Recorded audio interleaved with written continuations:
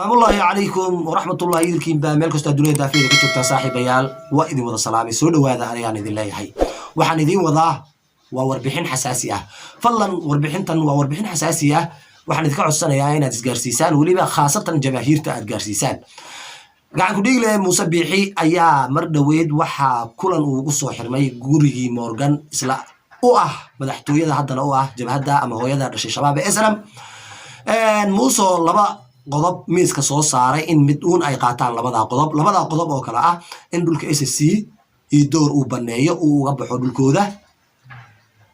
iyo in ay duulaan xoogan ku qaadaan sidii dagaalkii 77 ama ay ku guul dareystaan ama ay ku guuleystaan qabashada magaalada Laascaanood labada go'aan midkee ayuu qaatay barnaamijka ayaanu ku fashilin doonaa waxaad kaloo barnaamijka ku maqli doontaan ciidan xoogan oo isla waqti xaadirkan soo gaaray magaalada Burco kuna soo wajahan magaalada Laascaanood ujeedkooda iyo hubka ay wataan iyo wax ay damacsan yihiin iyo ciidanka cid la socota barnaamijka ayaanu isna ku fashilin doonaa waxaan kaloo barnaamijku qaadaa dhigi doonaa shirkadda isgaarsiinta ee Golis oo la damacsan yahay maalinka berri ah in ay hawada ka maqnaato waa berri oo khamiis ah oo taariikhdu ay ku beegan tahay labada bisha saddexaad 2013 maxay tahay sababta shirkadda isgaarsiinta ee Golis la rabo in loo jaro waayo Laascaanood waan ognahay waxa ka shaqeeya saddex isgaarsiimood ama saddex shirkadood waa Somtel Telesom iyo Golis sababtana ana idin balbalaarinaya hadduu Allah awood la idmo magacaygu waa Hilaac Sool channelkuna waa isla Hilaac Sool fadlan hadda saaxiib igu cusub tahay channelka subscribe dhaho isla markaana gambaleelka u furo si aad u noqoto qofka ugu horeeya ee daawada muuqaalada aanu bartan soo gelino halkan waxaan u fadhiyaa garabsiinta halganka dadkayga iyo dalkayga jamaahiirtana waxaan leeyahay guul iyo gobonimo meel kasta oo dunida daafiyada ka joogtaan gacan ku dhigle musabixi ayaa miiska wada hadalka ee gurigii Morgan isaga laakiinse u madaxtooyada jabhadda SNM ayuu wuxuu soo saaray laba arin mid in la kala qaato labada arin waxay ahaayeen in SSC dhulkeeda loo baneeyo iyo in xoog lagu boqooniyo oo duulaan xoogan lagu qaado ama ha ku baaba'een ama ha qabsadeen sida dagaalkii 77 oo kale Ethiopia hal mar aan wada galno labada go'aan waxay qaateen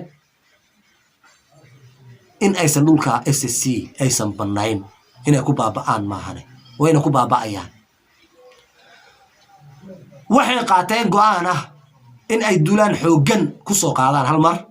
ama ha ku jabeen ama magaalada Laascaanood gacan ha ku qabteen laakiinse way ku jabi doonaan gurmad xoogan ayaa isla waqti xaadirkan wuxuu soo gaaray magaalada Burco gurmadkaas oo ka kooban ciidan iyo technico waxa sii dheer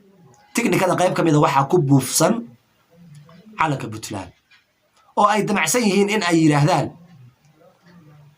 waxana la dagaalamaya dhulbahanta kaliya maaha oo argagixiso iyo maamul goboleedka Puntland dagaalkana waxay ku soo siyaadiyeen oo ciidanka la socda kameramaano loogu talagalay in ay duubaan wax ay duubayaan waa isla gawaaridooda say caalamka u yiraahdaan gawaaridan waxaanu ka qabsanay marka dagaalku uu dhamaado ama nagula dagaalamayay dhulbahante waana ciidankii Puntland ujeedka koowaad ee ka dabacsan horta waa midda kameramaanadana ujeedka ay wadaan waa midda fadlan barnaamijka sheer gareey gaarsiiye caawa xilli dambe ay magaalada Burco ciidankaasi ka soo dhaqaaqi doonaan waxayna ku soo wajahan yihiin magaalada Laascaanood waxayna rabaan inta aan waagu bariyin inay galbeedka magaalada Laascaanood ka soo galaan ciidankaasi ama ha ku jabeen ama magaalada gacan ha ku qabteen labadaas mid ayay maanta diyaar u yihiin awood kale oo ay maanta leeyihiin ma jirto oo waa wiiqday barina duulaankaasi waa ay soo qaadayaan marka jamaahiirta waxaan leeyahay saraakiisha waxaan leeyahay feejignaada taasaan uga baxaya waxay kaloo damacsan yihiin shirkadda Golis inay hawada ka saaraan saacadaha soo socda hadduu Allah awood la idmo iyagoo u adeegsanaya shaqaalaha shirkadda Somtel taawarada shirkadda Golis baa la rabaa in la fuulo oo hawada laga saaro si ay isimadu iyo saraakiishu ugu wada hadlaan ama ciidanka gudihiisa warbixinta ay isku siiyaan oo ay u qaataan shirkadda kaarka laga leeyahay shirkadda Somtel iyo kaarka shirkadda Telesom si warbixintooda halka looga dhageysto maxaa yeelay shirkadda Somtel iyo shirkadda Telesom waxay hoos tagtaa hooyadan dhashay shabaab ee SNM martaana isimadu ha ka digtoonaadaan hal la isticmaalo kaararka golis hal la isticmaalo internetka golis taasina waa digniin waxaan soo gudbiyana waa wararka qarsoon ee xaqiiqda ah waxa inoo halay maanta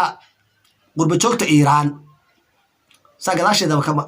aad ka aragtaan banaanbax xoogan ayay waxay ka sameeyeen aqalka baarlamaanka ee dalka UK magaalada London labada sawir ee gadaasheeda ka aragtaan mid waa live Facebook live baa la duubayay markuu baxayay oo waad aragtaan calanku inuu soo dhow yahay calanka Iiraan markuu soo dhow yahay waa ka laakiin markuu ka yara fog yahay oo la fogeeyo wuxuu u ekaanayaa calanka hooyada dhashay shabaab ee SNM kadib waxa ay jabhadii maciin biday in ay heshiis la galaan dadka wariyayaasha ay social media ku jira qayb kamid ah dhinaca kale sawirka aad ku aragtaan ee la fogeeyay waxa bartiisa Facebook soo dhigay wariye Axmed Daahir una shaqeeya jabhadda SNM waad aragtaan qoraalku ku soo qoray waad akhrisan kartaan waxa uu bedelay banaanbixi Iiraan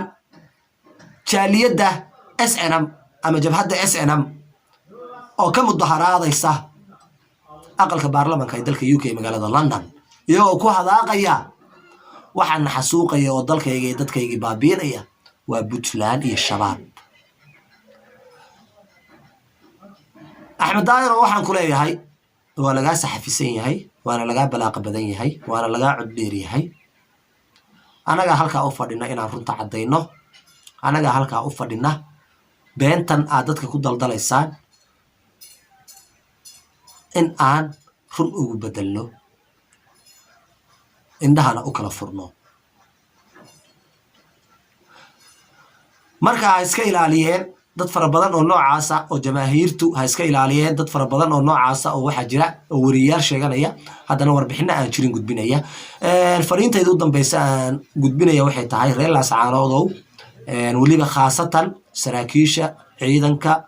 xaquudirirka SSC hala feejignaado caawa ciidanka hala hawlgaliyo nimankaasi bari waa idinku soo wajahayiin hadduu Allah awood la idmo haddii uusan ka fashilmin qorshahooda haddii uusan ka fashilmin bari aroorti waa idinku soo wajahayiin ujeedka ay u imanayaanna waa in ay isku sawiraan kaliya gawaarida ay calaamada ku soo buufiyeen waxaan idin leeyahay si aad barnaamijkayga ula socoto fadlan channelka subscribe ka ilowday subscribe saar isla markaana gambaleelka u furo fadlan gaarsiiya jamaahiirta muuqaalkan meel kasta dunida daafiyada ka joogtaan sida iyo nabadgeliyo guul iyo gobonnimo waxaan kaloo idin leeyahay intaad dalxumo qaadan lahayd geerida ka doorbida